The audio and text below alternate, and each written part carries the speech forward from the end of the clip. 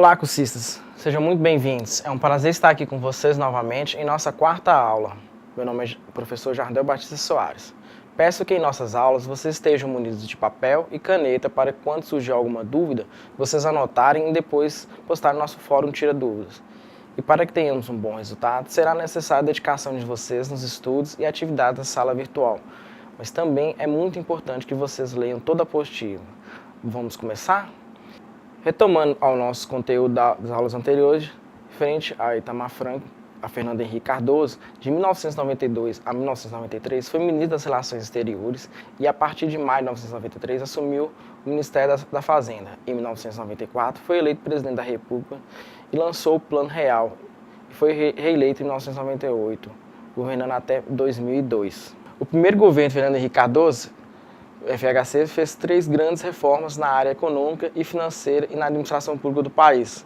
Na área econômica e financeira, a reforma da Previdência Pública, a proibição da indexação dos contratos trabalhistas, o fim do monopólio estatal nas áreas de energia, siderurgia e telecomunicações, a execução da maior parte do Plano Nacional de Desestalização, programa de estímulo à reestruturação e ao fortalecimento do sistema financeiro nacional. Além da tarefa de dar continuidade ao Plano Real, o primeiro governo de Fernando Henrique Cardoso fez profundas reformas na área econômica e financeira e na administração pública do país. Percebemos aí que no início do governo de Fernando Henrique ele fez reformas administrativas e econômicas e financeiras para estabilidade referente à inflação e melhoria na economia do país, principalmente com a utilização da nova moeda, o real. Referente às reformas, destacamos a reforma na área administrativa. A elaboração do Plano Diretor de Reformas do Aparelho de Estado, que implantou o modelo de administração gerencial para as áreas afins. Manteve o modelo burocrático weberiano para as carreiras típicas de Estado. Lembrando que esse modelo aí foi iniciado aí no governo Vargas, o modelo burocrático weberiano. Criou a figura das organizações sociais para assumir as atividades públicas não estatais. Embora bastante completo e modernizador, o Plano Diretor não foi implantado uma vez que contou com a resistência de parte dos servidores públicos e dos partidos da oposição. No entanto, a essência do plano foi absorvida e começou a dar frutos em algumas instituições do setor público. O Plano Nacional de Desestatização foram vendidos diversos ativos de propriedade da União e outros com participação minoritária do Estado. Foram arrecadados 78 bilhões com a venda e transferência de 15 bilhões de dívida das empresas. Na indústria petroquímica, as principais empresas privatizadas foram Copeng, Saugema, Nitrocarbono, Polipropileno e Polibrasil. Na área mineral, o destaque foi a venda da Companhia Vale do Rio Doce em 1997. Foram leiloados o Banco Meridional, Banespa, BEG, BA, Credireal, BGRJ, Benji, Bandep, Banedep, Banestado e o Paraiban. Ao contrário do que ocorreu no governo anterior dessa vez, 95% da receita foi em moeda corrente e apenas 5% em moeda de privatização, como títulos, obrigações, certificados e outros papéis. Ademais, 53% da receita vieram de investidores estrangeiros, o que representou um aumento substancial no volume de investimento direto estrangeiro no país. Percebe-se aí, nesse período aí, o que a gente chama da desestatização, de empresas, que eram antes comandadas pelo governo, passam para instituições privadas. Continuando, no setor de energia foram vendidas a Celsa e a Light e a Gerasul. No setor de transporte, a rede ferroviária federal foi desmembrada em 7 malhas regionais, que foram vendidas separadamente. No setor de telecomunicações foram privatizadas empresas de telefonia fixa, Telesp, Telecentro-Sul e Telenorte-Leste, de telefonia celular, Telesp, Celular, Tele-Sudeste Celular, Telemix Celular, Telecelular Sul, Telenordeste Celular, Teleleste Celular, Telecentro-Oeste Celular e Telenorte Celular, e a Embratel, operadora de serviços de longa distância. Para regular e fiscalizar as diversas empresas privatizadas, o governo criou as agências reguladoras, como a Agência Nacional de Energia Elétrica, ANAEL, a Agência Nacional de Telecomunicações, Anatel, a Agência Nacional de Petróleo e Gás, ANP, e a Agência Nacional de Águas, ANA. Em destaque, o Plano Real, a receita advinda das privatizações compensava, pelo lado do balanço de capitais, o déficit de conta corrente. No entanto, com as privatizações minguaram, a situação de contas externas começou a se complicar. Além disso, com as crises financeiras do México em 1995, do Sudeste Asiático em 1997 e da Rússia em 1998, o capital financeiro internacional tendia a se retirar dos países em desenvolvimento e migrar para mercados mais seguros. Para segurar no país o capital necessário para equilibrar o balanço de pagamentos, o governo brasileiro elevou drasticamente as taxas de juros, como grande parte da dívida pública era indexada à taxa de juros. Diante dessa realidade, em 1998, o país passou por uma situação delicada, sendo necessário pedir ajuda ao Fundo Monetário Internacional e ao governo dos Estados Unidos, que atender prontamente a demanda brasileira com um empréstimo de mais de 40 bilhões. Esse socorro permitiu alcançar, ao final do ano, quando seria realizada a eleição presidencial. Durante o primeiro governo FHC, a inflação acumulada foi de 43%, o que equivale a uma média anual de 9%, a menor inflação desde 1957. O crescimento acumulado do PIB foi de 10%, ou equivalente a 2% ao ano. A gente percebe aí, durante o governo Fernando Henrique Cardoso, uma melhoria referente à inflação, a diminuição da inflação, a melhoria referente ao PIB, que houve um aumento de 10%, equivalente a 2% ao ano, principalmente aí pela uma moeda, pelo real, que foi em destaque aí, a partir de 1994, aí, o Plano Real. Com o segundo governo Fernando Henrique Cardoso, houve a aprovação da Lei de Responsabilidade Fiscal. Essa lei fixa limites gastos com o pessoal e para o volume de endividamento e ainda cria mecanismo de responsabilização penal para os administradores públicos que infringirem a lei. Foi um marco na história da administração pública brasileira. Na área social, foi implantada uma rede de proteção à população carente, por meio do programa Bolsa Escola. As famílias que mantinham seus filhos matriculados e frequentando regularmente a rede escolar passaram a contar com uma ajuda de custo. Observamos aí que a gente viu nas nossas aulas anteriores a questão da implantação de programas, de políticas públicas pelo governo referente aí a atender as classes mais carentes.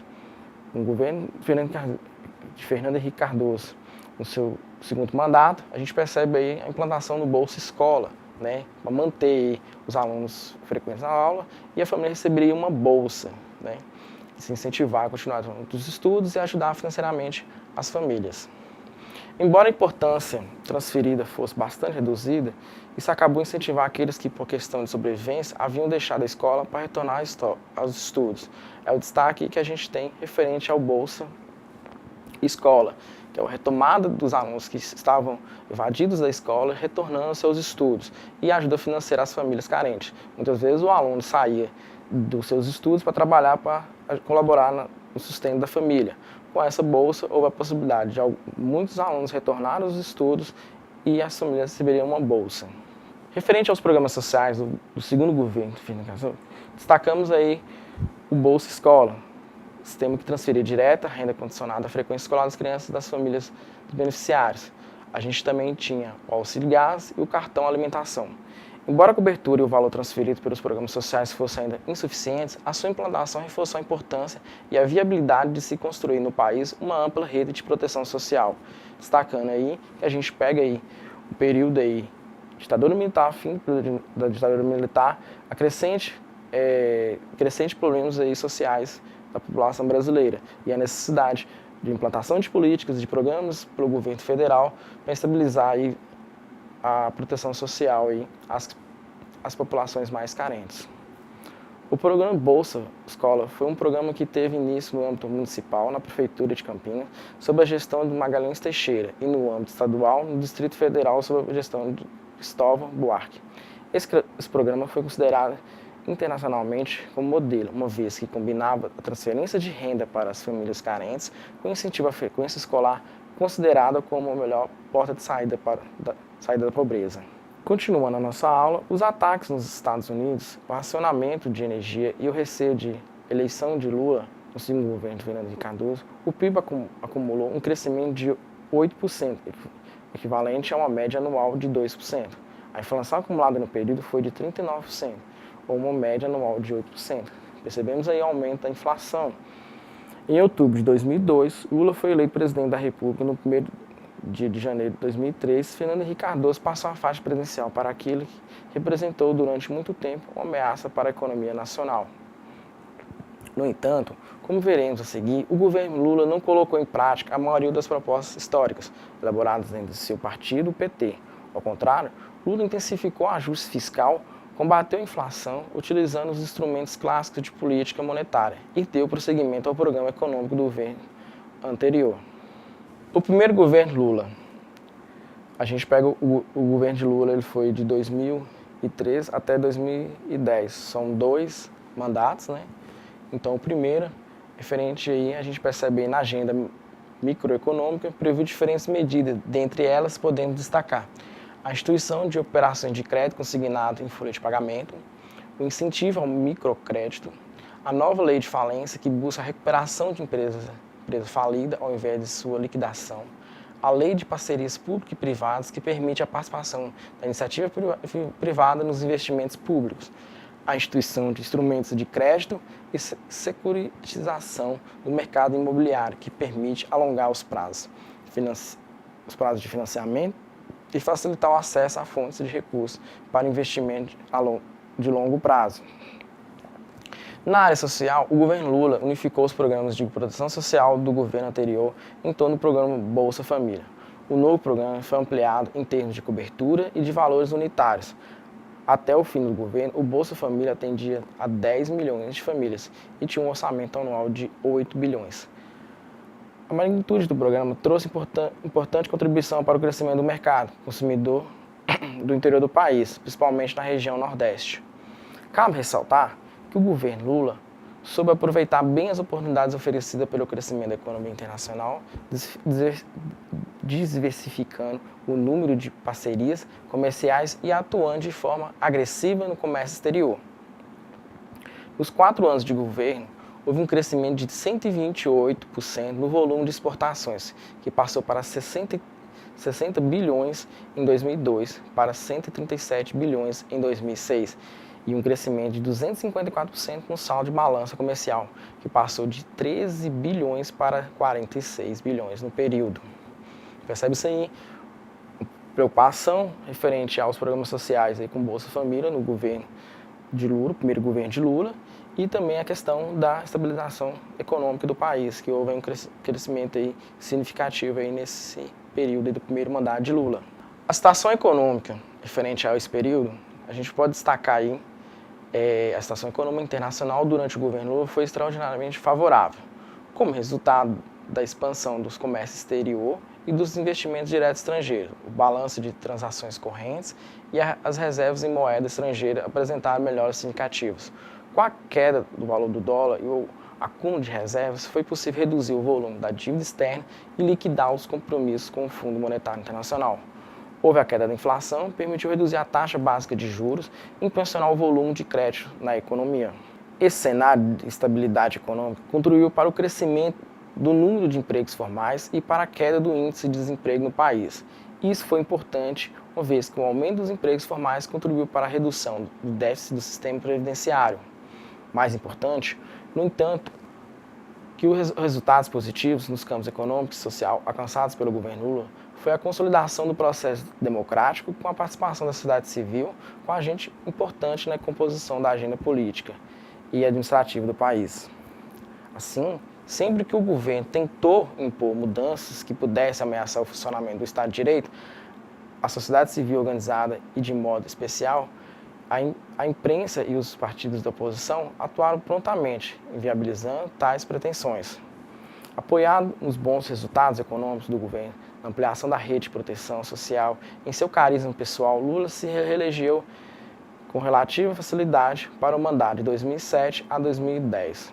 Destaque aí que esse período aí de 2007 a 2010, no segundo governo de Lula, aí a gente tem um destaque principalmente referente à expansão da educação superior, né, com os programas aí, em destaque o programa de apoio ao plano de reestruturação das universidades federais, né, o REUNE, que houve uma expansão aí significativa aí, e o processo de interiorização aí do ensino superior.